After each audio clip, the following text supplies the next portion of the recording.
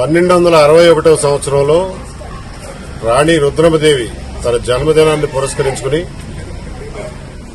వెలగపూడి మందడం గ్రామాల మధ్యన మల్కాపురం అనే ఈ గ్రామంలో ఒక ప్రజా వైద్యశాల, దానికి కావలసినటువంటి మందు చెట్లు పెంచడానికి ఒక చిన్న దీవి, అలాగే ఈ రెండు గ్రామాల మధ్యన ఉన్నటువంటి భూమంతా ఈ ప్రజా వైద్యశాలని మెయింటైన్ చేయడం కోసం ఇచ్చినట్లుగా రాసిన శాసనం ఇది.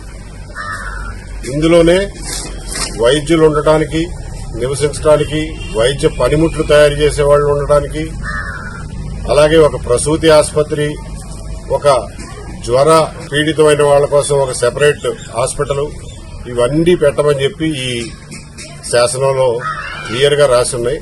అంతేకాదు కులాలతో సంబంధం లేకుండా అందరికీ ఇక్కడ చికిత్స జరగాలని కూడా స్పష్టంగా రాసి ఉంది.